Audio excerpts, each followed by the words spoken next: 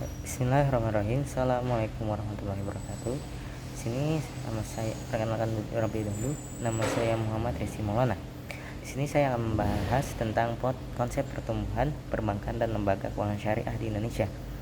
Yang mana pertumbuhan perbankan dan lembaga keuangan syariah di Indonesia ini adalah merupakan salah satu fenomena penting dalam perkembangan ekonomi Islam.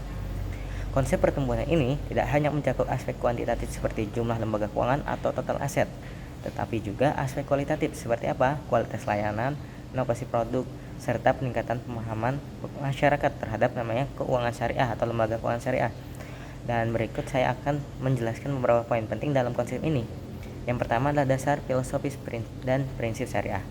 Sistem perbankan dan lembaga keuangan syariah mengikuti prinsip-prinsip Islam seperti larangan riba atau bunga, goror, dan mahisir. Nah, tujuan makosid syariah ini adalah berfokus pada kemaslahatan atau benefit umat melalui keadilan, transparansi, dan distribusi kekayaan yang merata. Yang kedua adanya pertumbuhan kuantitatif. Bank syariah dan lembaga keuangan syariah di Indonesia telah tumbuh signifikan baik dalam bentuk bank umum syariah, unit syariah maupun BPRS, Bank Pembiayaan Rakyat Syariah. Yang kedua ada total aset perbankan syariah menunjukkan tren peningkatan setiap tahun meskipun pangsa pasar dibandingkan perbankan konvensional masih relatif kecil. Dan produk seperti murabahah, izaro, mudharabah, dan wakalah semakin dikenal dan diterapkan di Indonesia. Nah, ketiga adanya pertumbuhan kualitatif. Pengembangan layanan digital syariah seperti mobile banking, syariah, dan e-wallet berbasis syariah menjadi salah satu pendorong pertumbuhan syariah di Indonesia, ekonomi syariah di Indonesia.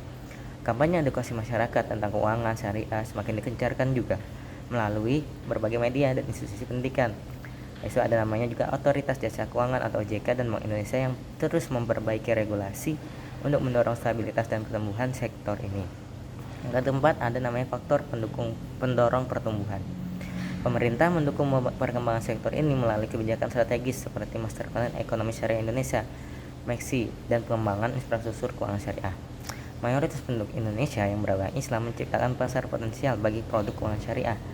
Dan Indonesia sebagai salah satu pemain besar dalam ekonomi syariah global memanfaatkan peluang ini untuk apa? Untuk menarik investasi syariah internasional. Yang kelima adanya namanya tantangan pertumbuhan.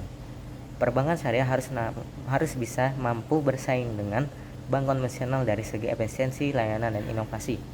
Yang mana juga bank syariah juga membutuhkan SDM yang memahami prinsip syariah sekaligus memiliki kompetensi teknis di sektor keuangan.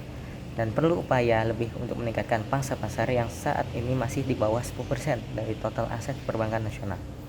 Yang keenam ada potensi masa depan. Dengan potensi demokrasi Indonesia, dukungan regulasi yang kuat dan meningkatnya literasi keuangan syariah, sektor ini diprediksi akan terus tumbuh dan memberikan kontribusi signifikan terhadap perekonomian nasional.